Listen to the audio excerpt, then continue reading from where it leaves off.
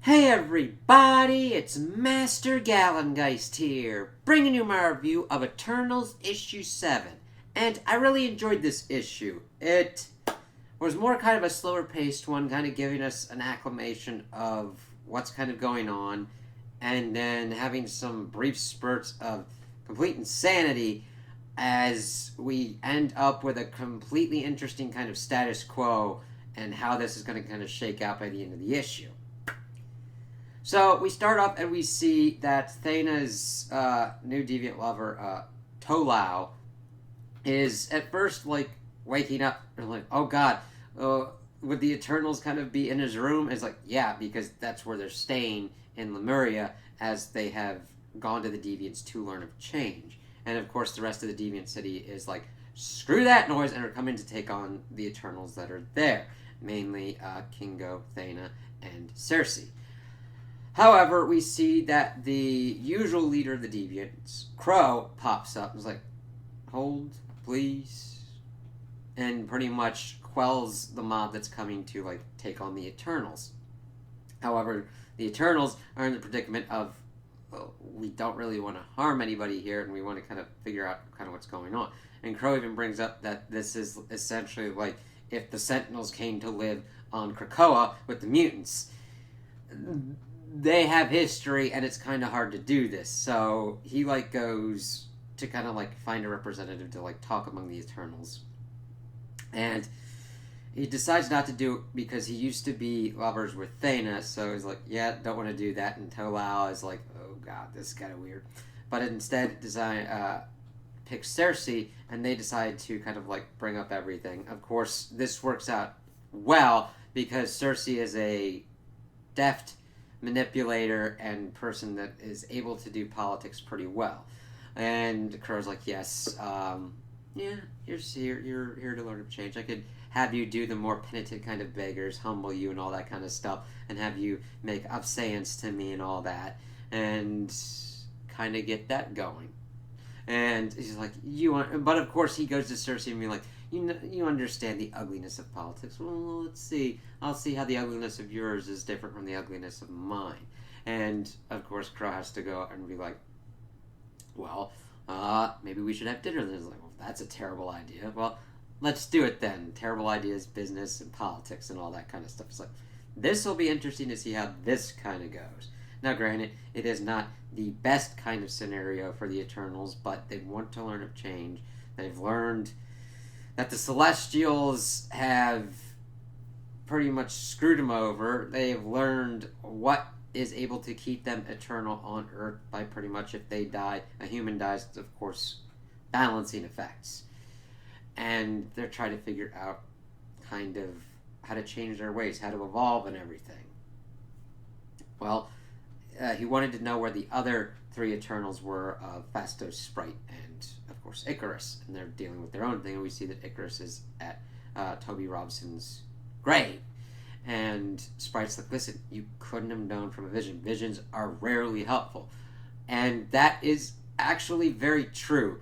Visions normally, throughout any kind of thing, are barely able to really communicate some kind of information that you'd actively be able to really act upon. So Sprite's not really wrong in that kind of assessment. And then Phastos is like, listen, it's more on me, and the thing is, I tried to stop this thing, kind of change it, but instead killed more people and unleashed Thanos. And the only way we could, like, make this death mean something is to commit to being better going forward. And that, yes, he was doing his hero thing and acting recklessly. He's like, yeah, I shouldn't, but he's like, there's no other kind of possibility other than Icarus going into the reality loom. He's like, listen, yes, there's some recklessness and everything with that, but the thing is, it was irresponsible to do it that way without understanding the kind of ramifications of everything involved. So he decides to go up to Toby's mother to explain everything. However, Jack of Knives pops up as like, nah. Can't let that information go at all. You can't do that. If you try and do that, I'm going to pretty much put a mimetic kind of poison thing, and it'll drill holes in like humans' brains that learn the information. It's like, god damn. And of course, we get kind of more of an information as the machine kind of tells us more about Jack of Knives, who's in like the Eternals crime ward kind of thing, and that his name is pretty much done in the same vein as like if Icarus had called himself Icarus the Arrow. You pretty much know what you're getting. And of course, Jack is like, who cares? They're gonna he doesn't value humans whatsoever. He's like, they'll just continue to make more and more of themselves. It's like, that's not the point, Jack. Life is important. It doesn't matter how fleeting that life is. And that's the kind of struggle that's coming onto effect, where you've got an immortal race that pretty much uses the resources of another race that they deem lesser. I like this kind of thing being brought up. It's like, okay. And then Icarus, choosing to stay the course, decided to not tell the mother about it. It says, I don't know, I can't tell you what happened. I don't know what happened, pretty much to cover it because he didn't want to call the bluff, because it really wouldn't have been a bluff. Jack would have done anything to end them. And of course, he's trying to be as consoling as possible without being able to divulge all the information. And Toby's mom just like unleashes on him, which is understandable. But granted, there's like good things that she says and there are bad things. It's like that kind of balancing effect. And Icarus is like, he can understand the forgiveness part, but death is eternal, and so is shame for what happened to Toby must be eternal as well. It's like, damn. We also get into effect, and we see that Thanos and Droog are pretty much talking about what's going on. Thanos has the problem of how fucked up his body is, and with all the bombs and stuff like that.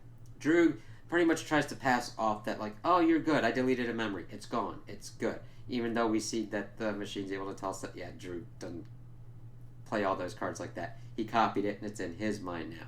So he's like, alright, since you're an Eternal, if we get you pretty much into the machine, we can pop you out a new body. And Thanos is like, why in the hell would they do that? I don't know, if you became like the Prime Eternal. And then pretty much shows this game plan, which I really liked.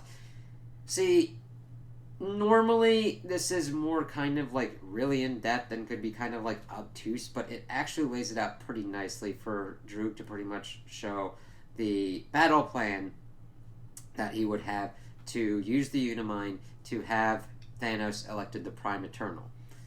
And it's really pretty good because they've pretty much gotten into a point that a lot of important people that would have voted no for him are like out of the picture, and other people are not happy with like how everything's been going with the Eternals and Zeus and everything. Is like, interesting. So we'll have to see how they kind of work out with that.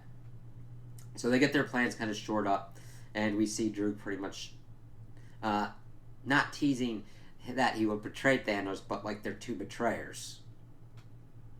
That's usually the part of their game plan. Well, we then go back to the Deviant City, and people kind of check in on Tolau, and we see that he's making this art exhibit.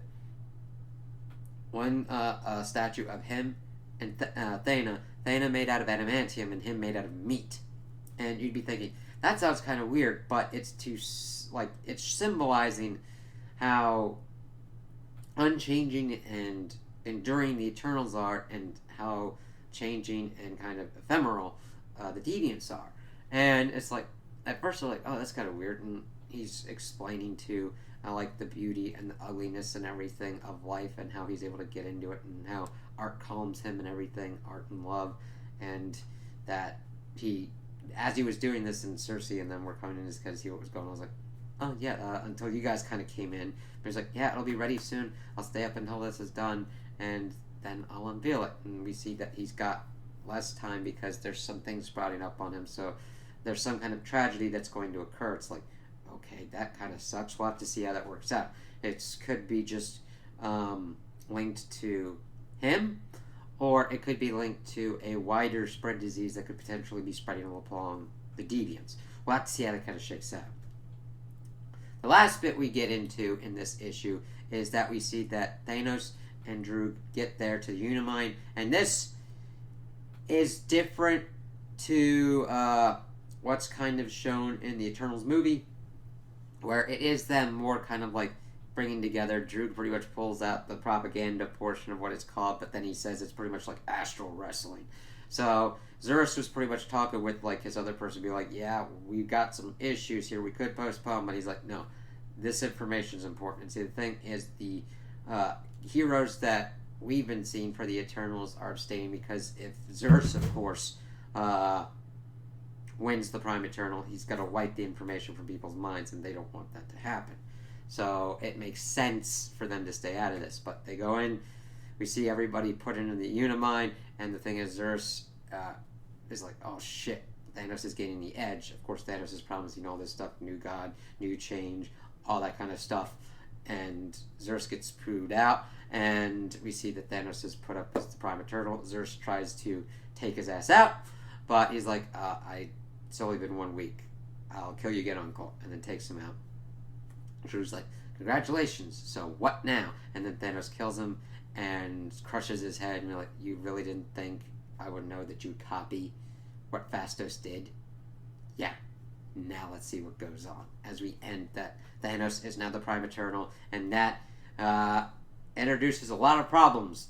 And it'll be really interesting to see how this kind of like shakes out, because he could do a lot of damage, a lot of different places, being Prime Eternal, everything that he could be like privy to and access to. So, holy shit, we're gonna have to kind of see how that kind of works out.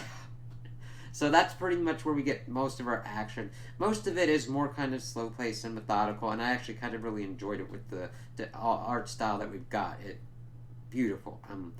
Can't wait to kind of see what happens, and I like that it kind of balances itself between slower, kind of nice, kind of paced plot, and then action when we need it. So I can't wait to see where this goes next. So those are my opinions on the issue. Tell me what you guys think in the comments below. If you liked it, if you didn't like it, if you agree with me, if you disagree with me. Also like and subscribe, and I hope you have a good day.